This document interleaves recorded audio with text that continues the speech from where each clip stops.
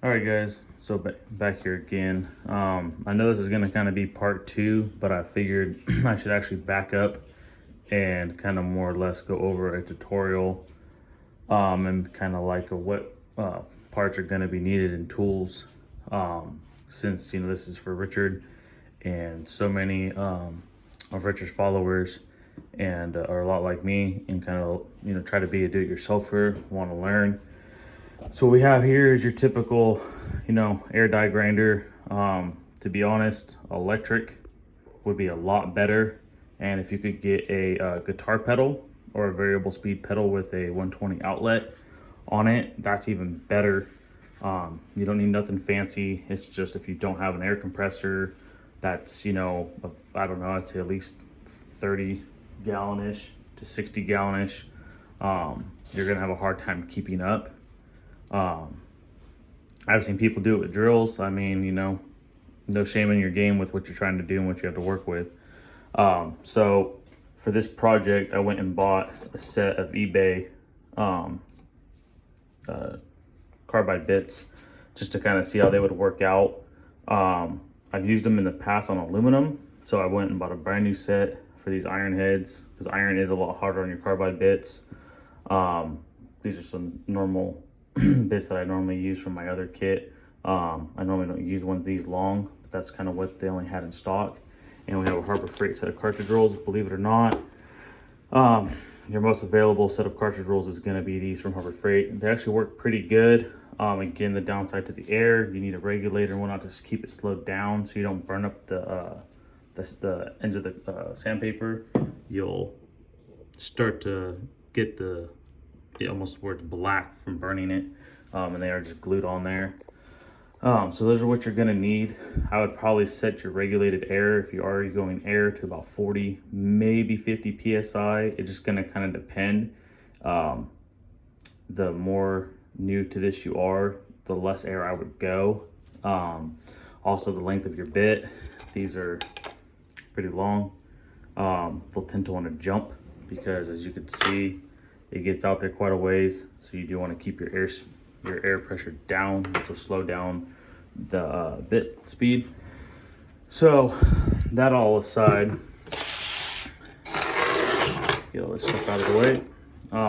So what you probably are going to want to look for a do-it-yourselfer, and if you were to do a set of these heads yourself, what I would probably end up doing and suggest doing is, as you've seen probably in Richard's thumbnail from a few live streams ago, when I sent him the picture of the first chamber and bowls I did, that's at the machine shop, so my machinist can figure out a fixture to get the head bolted down to so we can flow it. I just knocked that one out real quick so he could have that in his possession, and he can call me up when I get off of work one day and we can run over there and flow it. So that's a test to know if we need more or less. You don't want to just go in there and hog them out. You want to keep everything actually as small as possible with as much CFM as possible, so you keep your airspeed up. Some people might say, oh, you don't need that in a boosted application. You want port stability, so that is why you'll see people like Eric Weimer. He'll float a 1 inch. A lot of people say that, that doesn't make any sense. Well, it's because you're trying to make sure the port continues to flow. That's why some people even will flow without a valve, just to know that the port's going to be staying stable. And you can get in there with pitot tubes and all that, but that's way out of the realm of what we're trying to do here. So what I would do, as you can see, let me get a bit end here. You can see all this overhang here. So now this is a symmetrical port, or cylinders, just like an LS. So on these, your right hand, or the way we're looking at it, is our right hand of the port is our straight edge of our port. That's always going to be your higher flowing side of your port. So this is where you're going to actually want to do most of your work. The downside of that is you're also going to have so much area in the bowl here because both of your ports are right there. So this side here, I'll tend to just get in there and you honestly kind of that's why you have so many different size bits. You kind of let the bit really show you your highs and your lows And I'll even go back and hit it with a cartridge roll in between, to make sure you don't have any waves or anything funky kind of going on. So you'll come in here and you'll want to just kind of blend this in.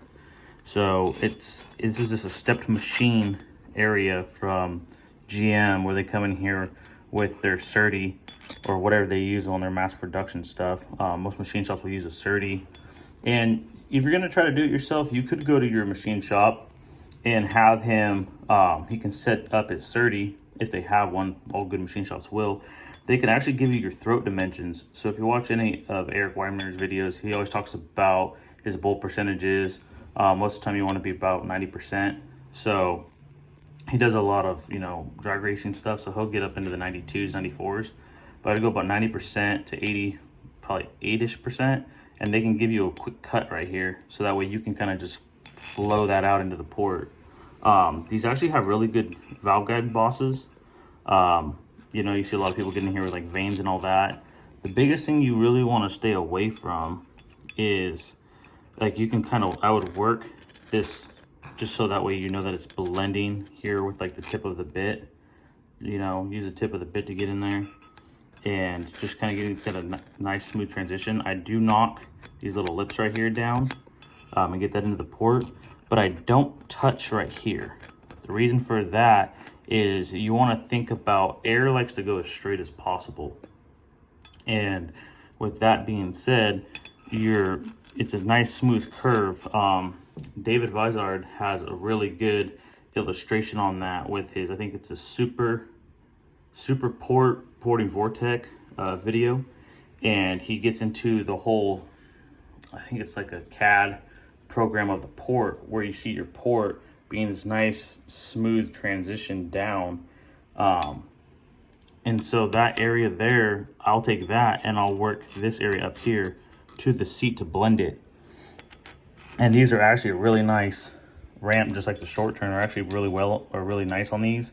It's just that we're gonna kind of go we'll probably end up about 92% on the stock valve, because in all honesty, we're probably gonna end up with the bigger 184 valves on these heads. So it won't be as much work or as much cleanup. And I think we did the math, and if we're 92 on this valve, we'll be about 87-ish% on the 184. So we actually might not have to even go back in. So if this port is really lazy down low by having such a big cross-sectional area in the bowl, and the bowl being so close to the valve size, we can also fix that by going with a bigger valve. So sometimes if you're gonna do any type of porting yourself, and there is a way, if you do mess up, to kind of save your butt, and that is always going out to the next size bigger valve. That's why I kind of recommend it, if you can, and you have a machine shop with a SerDes, I would have them give you like a little 1/4 inch cut down in, because you don't want to come in here and go super straight, because again, air likes to go straight, but you want it to be a nice smooth transition. I mean, Eric does really good in his videos with talking about even the top cut of the seat into the transition into the chamber and how critical that is. That's why if you look at the thumbnail that Richard used of the picture I sent him, I put valves back in here, and we actually cut the diameter of the valve down probably about 10 to 15 thousandths, so it sinks down in here just below the cut. And as you see the polish, that's how you know all your valves are seating all the way. But it brings it way down, so you can't grind that seat and mess your seat up. You can mess it up real quick. Just one little touch of the carbide and whole new valve job all over again. So if you guys are trying to just do a quick cleanup at home, I wouldn't really worry about that. And the majority of your work and your airflow almost on any cylinder head comes from your bowl. Most of the time you see guys hog out the port and all that, and that's not really needed. For what most of us are doing, you don't need to do that. So I'm trying to hold all this by myself here. So on your port right here, I would not make it ever any bigger than this gasket. One, If you know about these heads, they use a plastic gasket with an O-ring in it, just kind of like an LS. There's not really much more room to go here unless you're going to try to get a roll of felt like gasket and make your own gasket. That's not needed. I would just go in here, but you got to watch because you have your push rod pinch. But about a 1/2 inch to 3/4 of an inch in to maybe about 1.5 inches back in the intake port is a big, huge hump. So I don't know if you can see the bit changing heights there, but that is what my concern in my area to work is going to be. And then knocking down the lifter boss right here a little bit, because it's just kind of trying to stuff our air straight down. And that again is why I did one cylinder on the other head and took it to the machine shop so we can play with that a little bit. He has a nice my machinist has a nice downdraft table and everything for all his porting. I'm just doing this in a little shed I have that's attached to my garage. I do a lot of my aluminum heads over at my machine shop. He's a really good family friend, and but he does not like the mess iron makes. I mean, you get shavings everywhere, and iron's just nasty stuff. I do wear a respirator most of the time. That's why I probably won't be doing any videoing and trying to talk while doing this porting. All these videos that I'm doing, I'm not going to use any editing software. It's all raw from the moment I hit record. Just like how any other person that's watching any of my videos and that normally probably follows Richard would be doing themselves. So there's nothing fancy going on here. So when I say if I can do it, you can do it. There's a lot of people that have in the last 20 years with YouTube getting bigger and bigger every year, and people kind of taking to it and putting their some information out there, some more than others. You can pick up a lot of little tidbits. Also on my video, if you happen to notice how the valves were laid way back, that is in part to, one, we're already going to be really low compression, but it's to try to help soften the chamber, and to help get as much low lift flow as possible. The biggest reason why a lot of people focus so much on a 400-inch valve lift flow number is because if you have a 600-inch lift camshaft, yeah, you want a head that's going to flow decent up there as well. But the thing is, the bigger the camshaft you have lift-wise, the longer you're staying in that 4, 5, and 300 area. So you don't need a 600-inch lift camshaft with 250 or 260 degrees at 50 duration to get all that air into the cylinder. That's why if you happen to notice a lot of small block Chevy camshafts, grinds are now switching to numbers that you see on an LS for the most part, where you'll get 580s and about a 230 degree duration. Obviously, if you're mechanical flat tappet, that limits you because your ramp rate, and you'll chew up the cam and everything else. So, but that is the beginning of this. The next this part 2 is actually probably going to be several videos. As I said, I'm not going to be using any editing software.